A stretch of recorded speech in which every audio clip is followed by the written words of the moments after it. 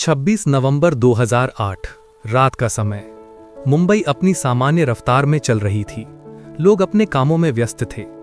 किसी को जरा सा भी अंदाजा नहीं था कि कुछ ही घंटों में ये शहर ऐसे खौफ का सामना करेगा जिसे दुनिया कभी नहीं भूल पाएगी। लेकिन सबसे बड़ा सवाल ये है, क्या ये सब रोका जा सकता था? इस कहानी की शुरुआत उस रात से नहीं, बल्कि उससे कई महीने पहले होती है।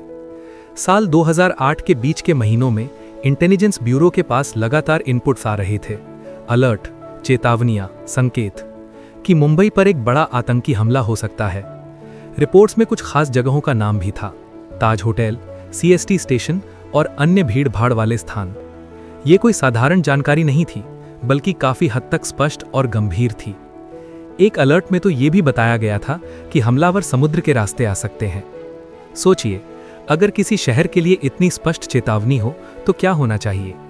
आमतौर पर हाई अलर्ट जारी होता, तटीय सुरक्षा कड़ी कर दी जाती, होटलों और सार्वजनिक स्थानों पर अतिरिक्त सुरक्षा लगाई जाती।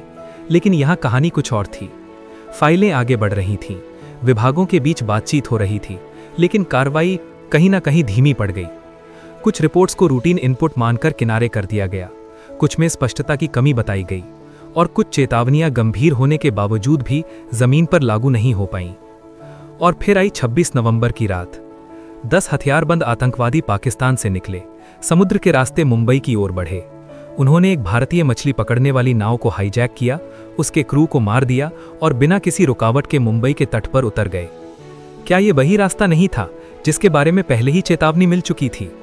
रात करीब 9:20 पर सीएसटी रेलवे स्टेशन पर पहली गोली चली।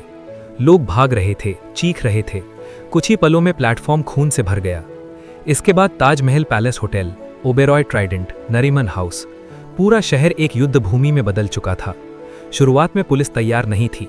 आतंकवादियों के पास ऑटोमेटिक हथियार और ग्रेनेड थे, और उनके पास एक साफ योजना थी।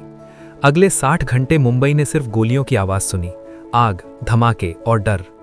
166 लोगों की मौत हुई, 300 से ज्यादा लोग घायल हुए।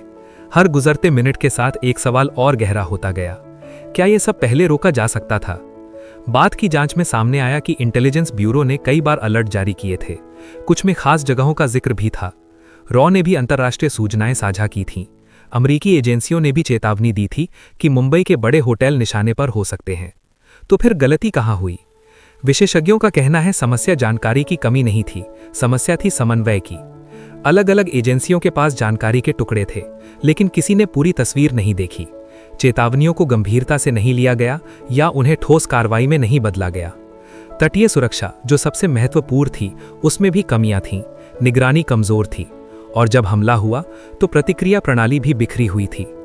सबसे चौंकाने वाली बात यह थी कि एनएसजी कमांडो, जो ऐसे हालात के लिए खास तौर पर प्रशिक्षित होते हैं, उन्हें दिल्ली से मुंबई पहुंचने में भी देरी हुई।